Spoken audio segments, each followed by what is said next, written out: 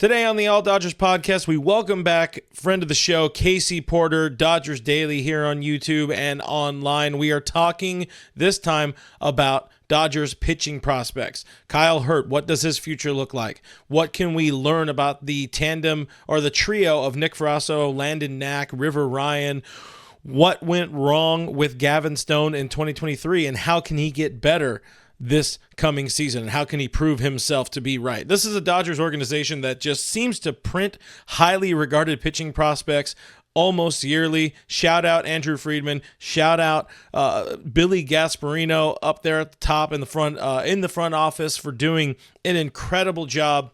Because we're over the last handful of years, over the last 10 years, really, less than 10 years, you got going from Walker Buehler, Tony Gonsolin, Dustin May, Mitch White, to throw him in there, Ryan Pepio, Michael Grove, Bobby Miller, Gavin Stone, all of these guys, Emmett Sheehan, they've all come up and helped this club in some way. They've had some varying impact on the organization, and now we know the next wave is coming, and that's why we welcome back Casey Porter onto the show. But first, I got to remind you, I am Clint Pasillas. Find me as Real FRG on all the social media things. Like this video if you enjoy it at any point in time. It really helps out the channel. Go follow Casey at Dodgers Daily here on YouTube. Subscribe to me while you're here. Clint at Real FRG on this social media, on this YouTube thing. We're trying to get to 1 billion subscribers, or at least add one or two more along the way. But let's get into the conversation with Casey. So guys, welcome back to the show. Casey Porter, Dodgers Daily. For the folks that don't know Casey, he's a great Dodgers analyst here on the YouTube, and one of the best Dodgers prospects insider you're ever going to see online. I promise you that. So welcome back, Casey. Appreciate the time here, man. Appreciate you having me in. Man, this is super exciting for the second time. Had a great time last week, so super excited about it, Clint. And hey, you know what? Last time, I just told you before I hit record, but last time you nailed it. You hit the nail on the head, saying there was a move coming for these Dodgers. They're going to add a left fielder that makes their, quote, offense more dynamic, and they did exactly that with the Teoscar Hernandez addition. That move, though, you know what? Let's start on that for a second. It comes at the expense of playing time for top prospects, guys we focused on a lot in our last conversation with Michael Busch and Miguel Vargas. What do you like about the Hernandez move? And I know you've talked about it already on your show, but what do you like about the move here? And, you know, what do you hate, or let's say dislike, about the addition? I like everything about it. And the reason why is obviously there is no bad 1-year deal. Okay. And then you're deferring it. So here's the deal with Teoscar, and I thought he was going to actually start by asking for 4 years. And the reason is he has 6 years of MLB time. He made his debut in 2016, played in 2017, but didn't get his first major league year until 2018. So I thought he was going to ask for 4 years to get to that pension. Mm-hmm. So instead of doing that, he just deferred money till after the contract's over, and that kind of acts as a retirement plan and that pension all in the same. So I think the Dodgers and him kind of figured out that situation, and then he has the best of all worlds, because then he gets to go and have that 1-year prove-it year. If you have that year, which so many guys come to the Dodgers, first of all, Clint, just like Jason Hayward, they're going to be able to put him in advantageous positions. Yep. So he's not going to have to face pitching or matchups that aren't advantageous for him, and he's going to be around dudes that he's never been around before. He's going to be around all-stars. So it all sets up for Teoscar Hernandez to have a great year. So if he does that, then he signs his bag after this year. So from his perspective, it's fantastic. And if he does that, then it's obviously all wins for the Dodgers, because the Dodgers needed an outfielder that could hit left-handers, that was right-handed, and then obviously could hit home runs. And I think by the fact that the Dodgers are going to be able to play the matchup game like they did with Jason Hayward last year, that's going to reduce the strikeouts. It's going to minimize any kind of the downfall that he might bring, the inconsistencies that he might bring. I think the Dodgers are going to be able to minimize that. You hit on it as far as Michael Busch and Miguel Vargas. That didn't play a factor with me as much as I love the prospects. That didn't play a factor at all with me, because I told you last time I was on, once Shohei Ohtani signed, experimenting with Miguel Vargas and Michael Busch in left field, that was out of the question. That's it's incredibly too fair. much to ask a club like the Dodgers. that have committed $1 billion to 2 players to say, hey, here, rookies, go try this one on for size. Let's just go see if it works, right? That just wasn't going to happen. So in a lot of ways, I think this is better for Michael Busch and Miguel Vargas because it closes windows in the Dodgers organization, which means that it makes it that much more urgent probably to move them. Yeah, hey, they look real good wearing Marlins across their chest. That's what a lot of fans are definitely wanting to see right now. And, one of the things I'm very curious about and seeing play out, and, hey, there's still plenty of opportunity for trades to happen between now and pitchers and catchers reporting and even into spring training. But I'm interested in seeing how that outfield plays out and how the bench kind of plays out and where Chris Taylor fits into this. Like, is he a redundancy in the outfield alongside Manuel Margot? Are they going to try to flip Margot somewhere? Because, I mean, he's got speed, he's got defense, but is he really the best option on there? And if CT is going to be kind of like a backup infielder, hey, that's what you have Miguel Rojas for. So I think the bench is good, but also I think it needs maybe one more piece. Hell, there's so many lefties in the lineup. Maybe they need a left-handed batter on the bench, but all of that's a whole other conversation, just to throw that out there. So maybe one of these days we'll talk more about the projected bench, projected outfield. But I want to talk about pitching because we talked a lot about the position player side of the prospects in the Dodgers organization last week, and now we know pitching definitely has a more clear avenue to some playing time in LA this year, like they always do. We saw a bunch of dudes come up last year with Bobby Miller, Emmett Sheehan, eventually Kyle Hurt. I do have Kyle Hurt questions in there, but some of the guys we didn't see as much, but we heard a lot about last year: Nick Frasso, Landon Knack, who's at Dodger Stadium this week or has been the last couple of weeks, River Ryan. What can you tell the fine people here about that tandem?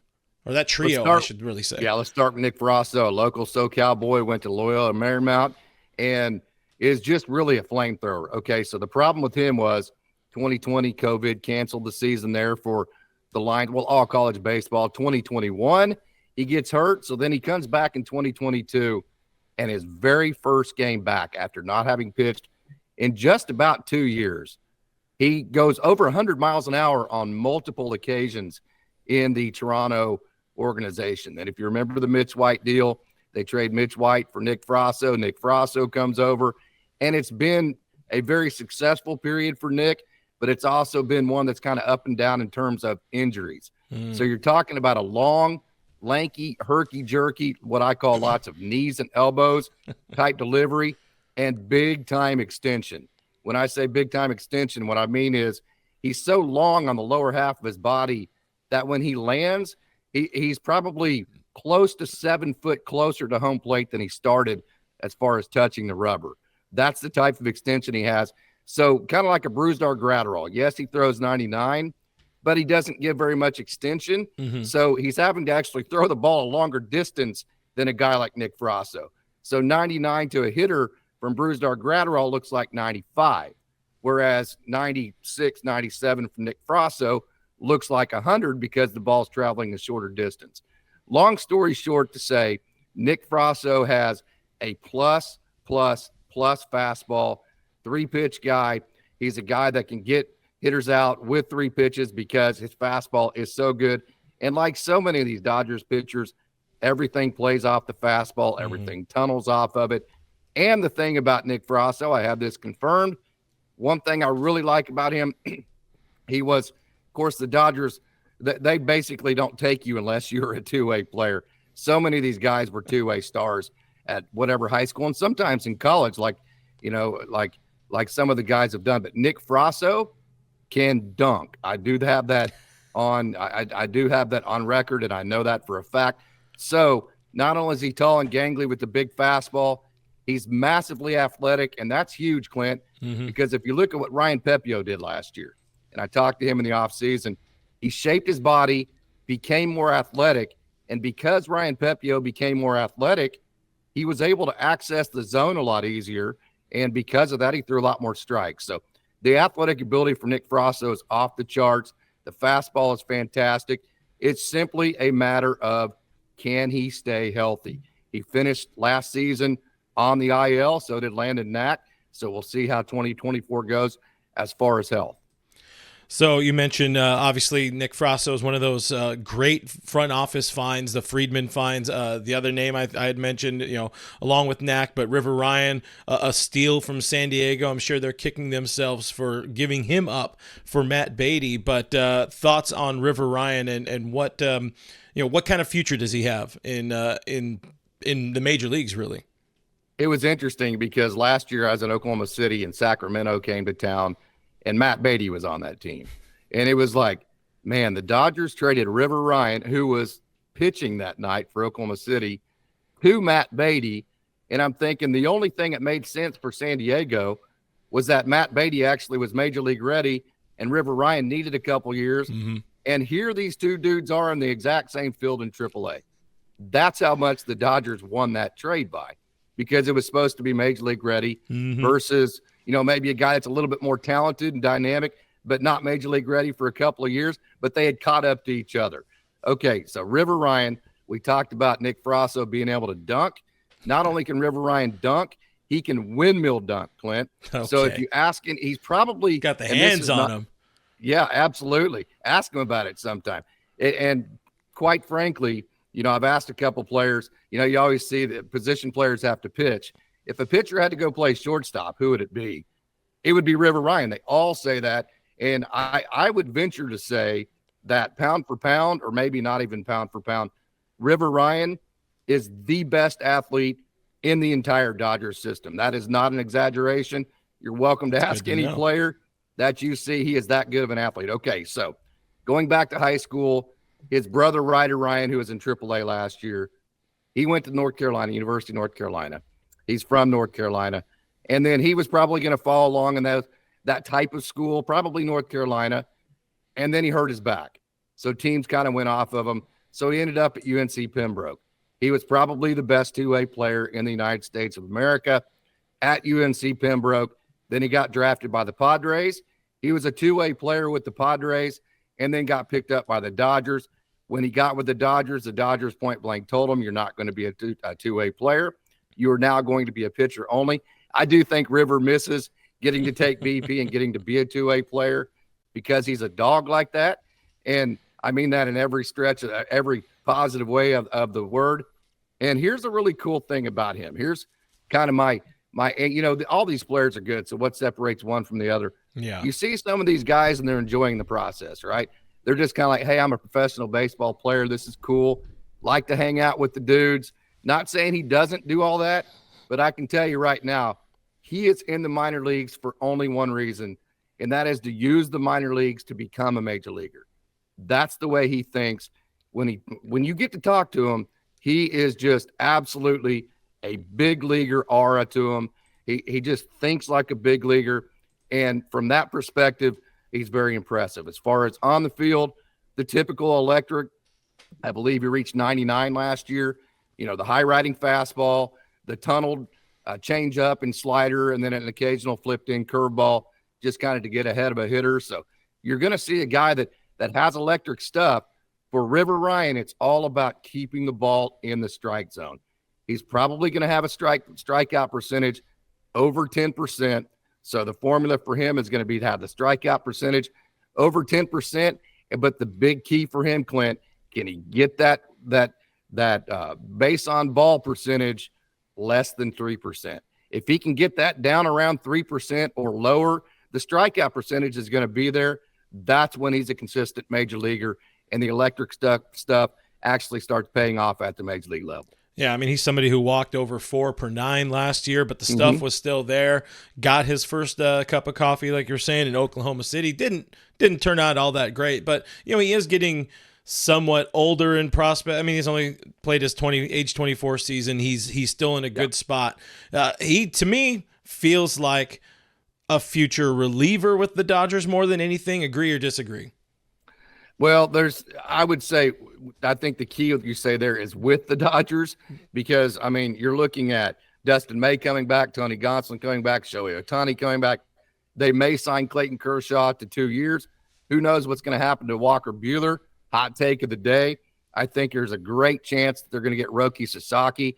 I would pretty much bet on it at this point. So you add that to Tyler Glass now, Yoshinobu Yamamoto, and all of the rotate, Emmett Sheehan, Bobby Miller. Yep. So yeah, I think it's pretty fair to say that the odds would say no matter who you are at this point, you stand to be a reliever. And then the key quote there is the key part of that, in the Dodgers system. In the Dodgers system. If you're in anybody else's system, these guys, Nick Frasso and those type of guys, would be towards the top of a starting rotation. But it's just math, Clint. We talked about this last time. The math, I mean, you look at, and I say this all the time, at the AA level is where they weed out the talent. If you're not talented enough to be a major leaguer, that's where you die. You die at the AA level. If you're talented enough, but then not skilled enough, you die at the AAA level. Does that make sense to you? Yeah. So like if you can't command the zone well enough, but you have the great stuff, you'll probably make it to AAA, but then die on the vine in AAA because you're not skilled enough. So I say that only to say, if you make it to AAA and even really AA in the Dodgers organization, you are a major league caliber talent. They've already weeded you out or traded you or allowed you to become a free agent already by that perspective. So it's just a matter of opportunity, being in the right place at the right time and getting your chance. And then when you get your chance, taking advantage of it.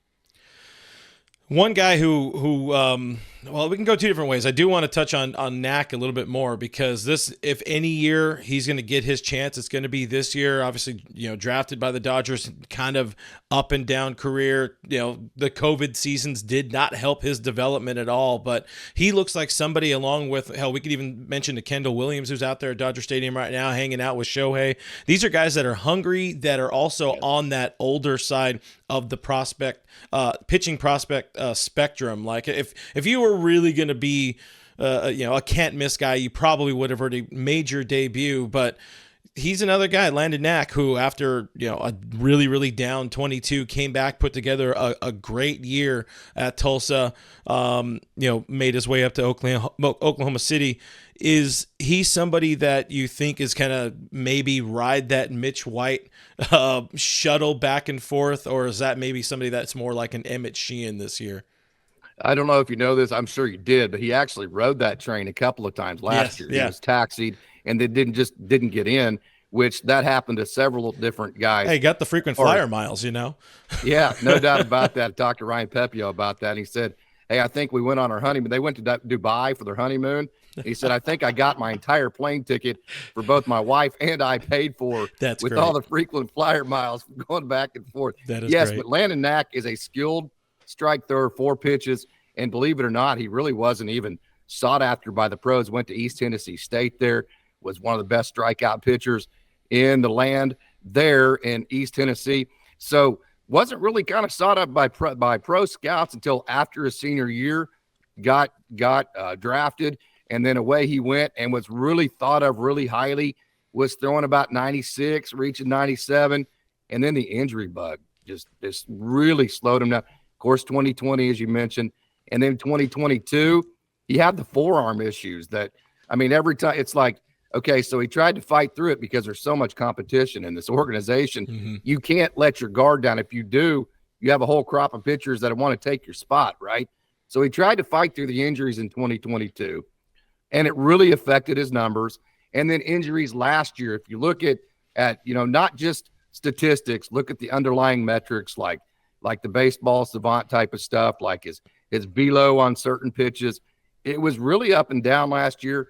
And it was real telling because he was again fighting injury again and just trying to fight through it and suck it up and stay on the field and be a guy that this organization can rely on to be on the field over and over. So he's kind of like Nick Frasso.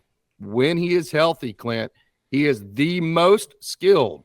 Most of these Dodgers prospect pitchers, they have electric stuff. They're all close to 100 miles an hour. They have the sliders that break 35 to 40 inches. They have the tumbling changeups. Landon Knack, though, but the biggest problem with almost all these prospects of the Dodgers organization, going all the way down to rookie ball, is that they don't throw enough strikes, right? That's not Landon Knack. Landon Knack is a major league skilled strike thrower with 4 different pitches right now. And sometimes you'll see like Emmett Sheehan when he first came up, I got a kick out of it because the reporters kept asking him about his two seam. And he kept saying, guys, I don't have a two seam. It's a four seam. I just have arm side run to it. It just happens. So sometimes it profiles maybe as a cutter. That slider does, but he is a 4-pitch pitcher. And I can tell you, he will throw all 4 pitches for a strike. So he is that guy, in my opinion, that you can put in every single role that you need, because at the very least, Clint, you're going to go out there and he's not going to beat you. He's going to go out there and throw strikes for you with 4 pitches. And boy, that's very valuable to be able to use in different roles. So, and also Landon Knack, because of the injuries, I think he's very motivated to prove that he's still one of the best pitching prospects in baseball. So, yeah, Landon Knack has an exciting time. And I can tell you, too, that he's in the best shape of his life. He's in L.A. right now, and he is super pumped about 2024. Yeah, this is a kid that looks hungrier than just about anybody, at least when you see how often he's posting on Instagram these days. And I love it. I'm hyped for it because I am excited about this kid. I think, he's not going to be a massive difference maker in 2024, but he's somebody that's going to play a key role and hopefully knock on desk. Feel like he earned his ring at the end of the year, even if he's not in the bullpen or in the rotation in the World Series. You mentioned Knack as somebody, and a lot of these guys, not Knack so much, a lot of these guys that have issues finding the strike zone at like a major league rate. Well, somebody who had trouble at the major league level finding the strike zone, and we're talking about another starter here, Gavin Stone. What went wrong for Gavin Stone in 2023? Well, first of all, whenever you make your major league debut, it's very difficult to do to begin with. At the beginning of last year, he was not throwing his 2-seam. He was throwing his 4-seam, the typical high riding type deal with the slider and then the changeup. So here's the deal, Clint, and I always say this. Every level that you move up, the biggest difference for pitchers is that plate discipline for hitters increases massively, right? So the thing is that as you go up, hitters stop swinging at pitches that aren't strikes. So your changeup can tumble 60 inches all at once, but once you go around one time, or maybe even at the AAA level, now that they have all the advanced metrics, if they know that all you got to do is not swing at a certain pitch because it's going to end up not being a strike, right? Then that's something that major league hitters are going to do. Then if you have to throw it for a strike and it doesn't move quite as much, now it's hit. So it's point blank for Gavin Stone. It's a matter of commanding his stuff. So he made a lot of good adjustments, kind of like Michael Grove. He added a cutter. He became more east and west, in my opinion. They did this to John Rooney last year, a left-handed reliever. So you add that cutter. So what the Dodgers like, Clint, they like the high-riding fastball. Then they tunnel that slider off of it that has massive depth. And when I say depth, downward movement. So they added that cutter that doesn't have really a whole lot of downward movement, just a slight left turn to it, right? Yeah. And then you add back in that 2-seam that has that slight right turn. That's what I call an east-west type of pitcher because you're moving horizontally. Yeah, so otherwise everything was just dropping south for him, yeah. Correct. So why is that valuable? Why was that valuable for Michael Grove? Because then that gets you in the strike zone. So instead of throwing a slider and a changeup that are tumbling 40 inches and are harder than hell to actually land in the zone, and major league hitters aren't swinging at it unless it actually lands in the zone. Now we just have a slight left turn, a slight right turn. Now we have strikes. Now we're ahead in the zone. So now we can tumble the change up and get hitters actually to swing and miss at that because they are down in the count, 1 strike, 2 strikes, and now they're defensive. To me, that was the game changer for Gavin Stone. He made all those adjustments, talked to Alex Friedman, the AAA play-by-play voice for Oklahoma City, and Alex will point blank tell you it was somewhere, I can't remember the exact date, like June or July, where you could say, okay, I visibly see the adjustments that he made and that he's finally comfortable with them.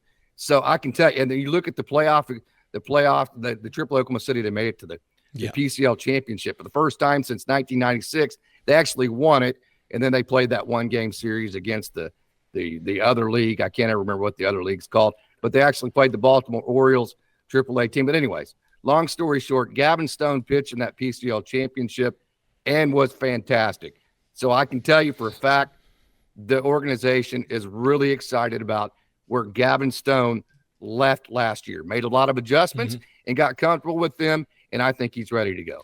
Yeah. And an important thing for him is, and the organization, is to not put him in the same positions that he ended up being in, I guess after his debut, is always kind of feeling behind the 8 ball, spot starts in Tampa Bay at 10 in the morning or whatever it was, our time, like just really, really shit situations for the kid that did not help him even slightly. So I feel a lot better. The worst ones, Clint, I don't mean to cut you off, but the worst ones were when they would taxi him, then not pitch him. Yeah. And then get him out of back to Oklahoma City, out of that pitch groove, him like 12 days. Yeah, no. And we know this team has a propensity to do that from time to time, we'll say.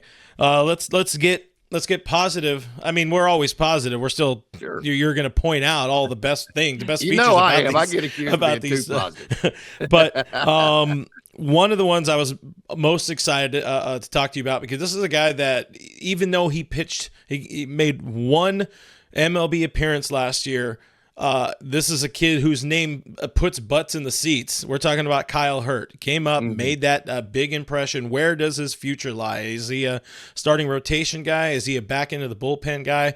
And is he going to end up getting a role with this team sooner or later in the bullpen? Yes, and yes to all of those questions. Yes, is he a starter? Yes, is he a back end guy? And, yes, is he electric?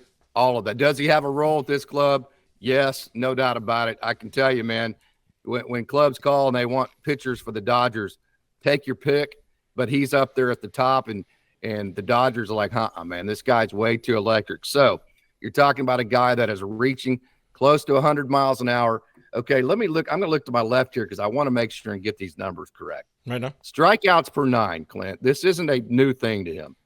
2021, 1543. 2022, 1413. And 2023, 1523.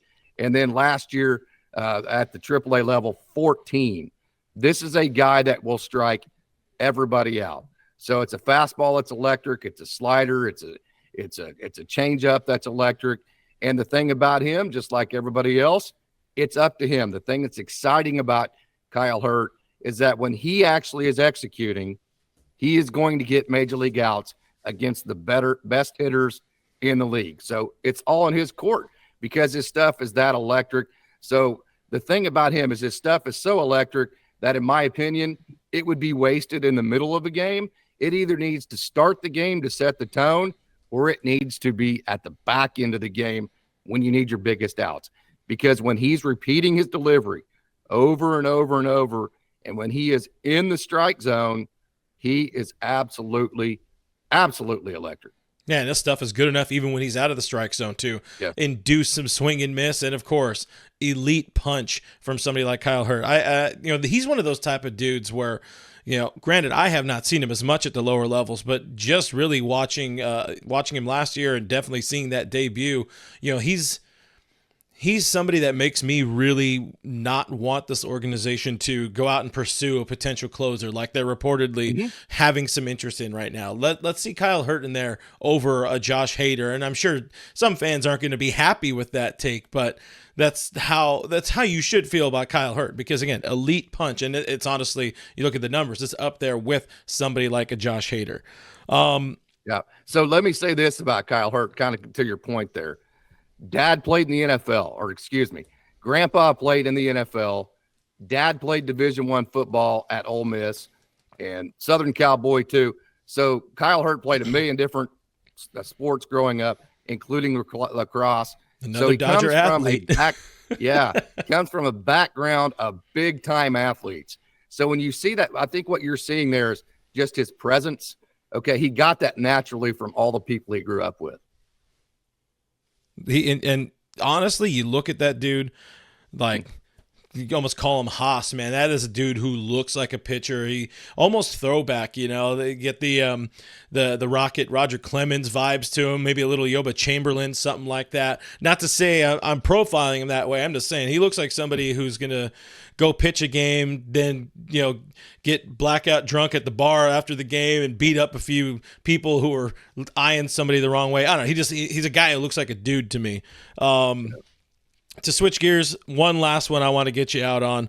And you mentioned one name, and I'm hoping you bring it up again, but this is a random one. In your opinion, who is in this organization? And if anything, I'm more focusing on like a random left-handed reliever type, but who's the next Justin Brule type? The completely under the radar dude. Like, I'm somebody who pays a lot of attention to this organization, and when he made his debut, when they made that call up, I was like, who the F is Justin Brule? No idea who he is. Who is somebody in your opinion, down in the organization that could be one of those guys that pops up out of nowhere and helps his club in some way this year?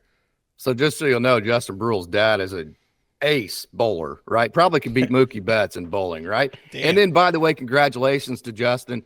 He just signed a minor league contract. I can't remember exactly what organization, but that was a win for him.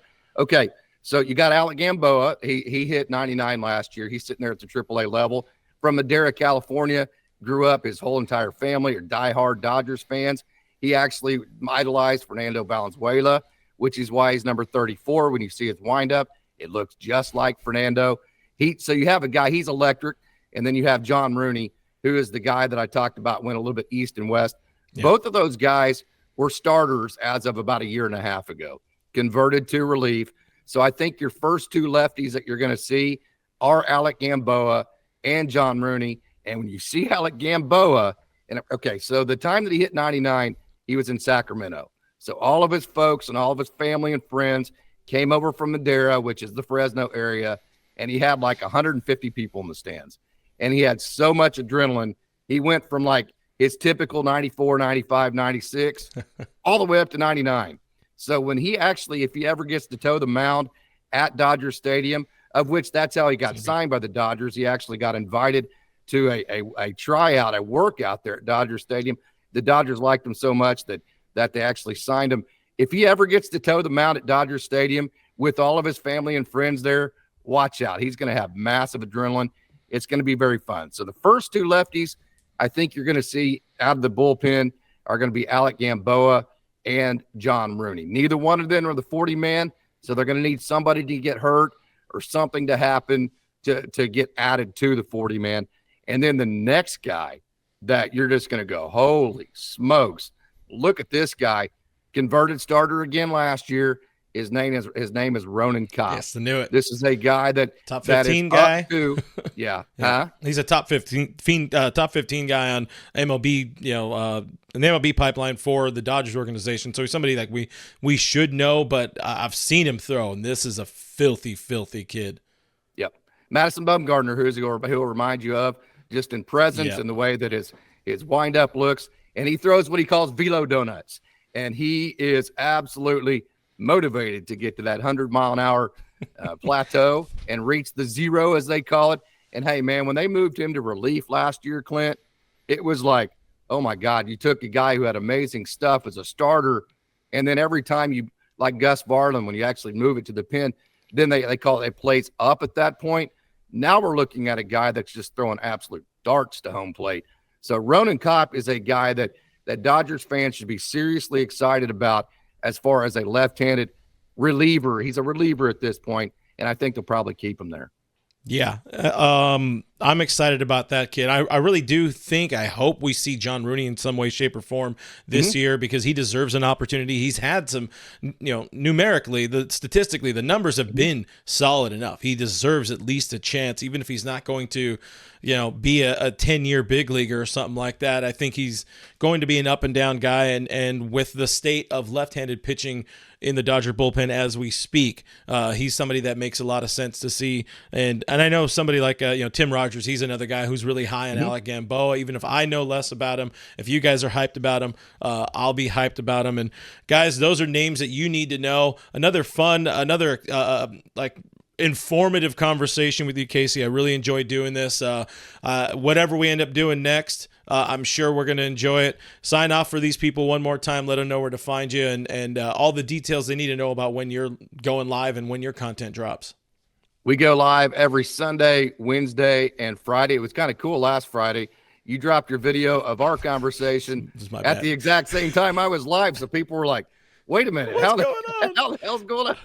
Yeah, that It was my hilarious. bad. I had set the premiere on it, and then I was actually away, and I look, and I was like, oh crap, Casey's live right now. So That was that's my awesome. apology. I won't drop this one on Friday. I promise. That was hilarious. That was absolutely hilarious. So every Sunday, Wednesday, and Friday at Dodgers Daily. Actually had Tim Rogers on last Friday. That was a hell of a lot of fun. We like every time Tim and I talk, kind of like we do, Clint. It's like we don't even have a topic. We just say, hey, we're just going to start talking, and wherever it goes, it goes. Usually we end up in Canada or Alaska or somewhere. No telling where we end up with that conversation. So it's a hell of a lot of fun. So yeah, every Sunday, Wednesday, and Friday. And then usually twice a week, we drop like a prospect video. Like last week, we dropped the top 10 prospects video, or like most underrated prospects, which is kind of our niche because everybody knows about the top prospects. We like to cover all of them, though, right? Yeah, this is also that fun time of the year where everybody's dropping their top 100, and it's interesting to see like how much talent this organization does move. They just keep finding a way to print more talent as it is. Yep. Like I say it at the beginning of this video before I have you on, like when we're looking at Andrew Freeman in the Billy Gasparino era, you're looking at Bueller, Gonsolin, May, Mitch White, Pepio Grove, Bobby Miller, Emmett Sheehan, Gavin Stone. Like there's always somebody ready to go in this organization, and they all make varying levels of impact on the club, and people got to tune into you to make sure to find the next big name that is coming. So again, Casey, I appreciate. By the way, Billy G. Gasparino, Oklahoma State boy, he graduated right after me at Oklahoma State. He was an awesome player, by the way.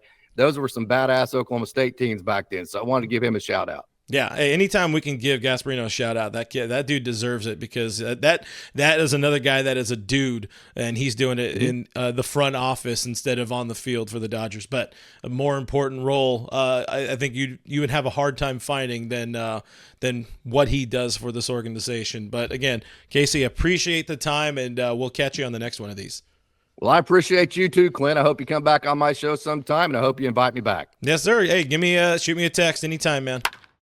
Thank you again to Casey for joining the channel for the second week in a row. It's really fun stuff to chat with that guy, chat Dodgers baseball with this guy. But now I want to hear from you guys in the comments below. Sound off. What do you think about Kyle Hurt? That's a big name for the Dodgers this year. Do you think he's going to end up being a big time, an important reliever for the Dodgers in 2024? Who stands out the most, in your opinion, amongst Landon Knack, Nick Frasso, River Ryan? Will Gavin Stone figure it out in 2024 after a rough start to his major league career last year? Again, sound off in the comments below. Also, if you guys have an idea for a video you want me to try and put together, if it's not too crazy, let me know. I'm open to ideas. I'm not out of them. I got plenty of them, and other things are going wrong, but I'm open to some ideas. Again, sound off in the comments below. I am Clint. Find me as Real FRG on the social media things, and I will see you on the next one.